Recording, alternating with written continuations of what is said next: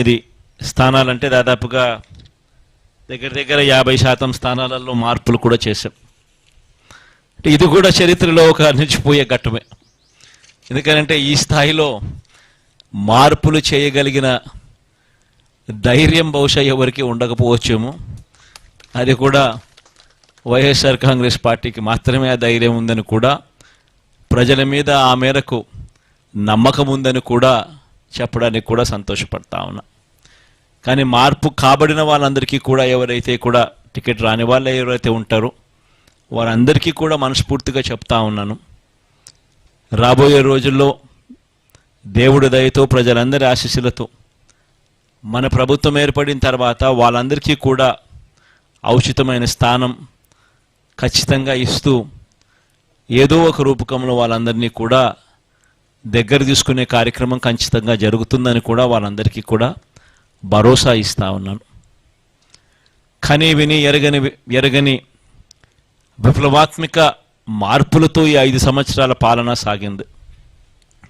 ఎప్పుడు కూడా ఎవరూ కూడా ఊహించల 2,70,000 కోట్ల రూపాయలు నేరుగా బటన్ నొక్కడం, ఎక్కడా లంచాలు లేకుండా, వివక్ష లేకుండా నేరుగా అక్కచెల్లెమ్మల కుటుంబాల ఖాతాల్లోకి డబ్బులు వెళ్ళిపోవడం రాష్ట్ర చరిత్రలో ఇది ఎప్పుడూ చూడలేదు, ఎప్పుడూ జరగని ఘటం.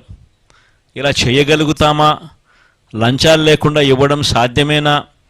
వివక్ష లేకుండా అసలు ఇవ్వగలుగుతారా అనే పరిస్థితి నుంచి కాదు, ఇది సాధ్యమే అని ఈ 5 సంవత్సరాల పరిపాలనలో ఎప్పుడు చూడని విధంగా గ్రామ స్థాయిలోనే గ్రామ సచివాలయాన్ని తీసుకొని రావడం, గ్రామ స్థాయిలోనే ప్రతి 50-60 ఇళ్లకు ఒక వాలంటీర్ వ్యవస్థ తీసుకొని రావడం, వీటి అన్నిటి ద్వారా పారదర్శకంగా లంచాలు లేని వ్యవస్థ, వివక్షకు చోటు లేని వ్యవస్థ ద్వారా 2,70,000 కోట్ల రూపాయలు అక్క చెల్లెమ్మల కుటుంబాల ఖాతాల్లోకి వేయడం అన్నది దేశ చరిత్రలో సువర్ణ అక్షరాలతో ఎప్పటికీ కూడా లిఖించతగ్గ విషయంగా ఎప్పటికీ కూడా గుర్తుండిపోతుంది. ఇది ఒక గొప్ప మార్పుగా కూడా గుర్తుండిపోతుంది. రాష్ట్రంలో ఎప్పుడూ జరగని విధంగా జరిగింది. ఇవి ఒకటే కాకుండా గ్రామాలు మారాయి, గ్రామాలలో పరిస్థితులు మారాయి, స్కూళ్ళు బాగుపడ్డాయి, హాస్పిటళ్ళు బాగుపడ్డాయి ఎప్పుడూ చూడని విధంగా, వ్యవసాయం బాగుపడింది ఎప్పుడూ జరగని విధంగా,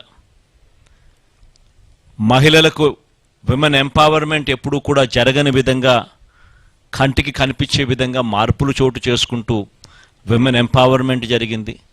సామాజిక న్యాయం అన్నది మాటలకు కాదు, మొట్టమొదటిసారిగా సాధ్యమే అని చెప్పి చేయించిన ప్రభుత్వం, చేసి చూపించిన ప్రభుత్వంగా ఈరోజు వైఎస్ఆర్ కాంగ్రెస్ పార్టీ ప్రభుత్వం నిలబడగలిగింది అని కూడా చెప్పడానికి గర్వపడతా ఉన్నా. వీటి అన్నిటి వల్ల కూడా ప్రస్ఫుటమైన మార్పులు ప్రతి గ్రామంలోనూ కనిపిస్తూ ఉన్నాయి.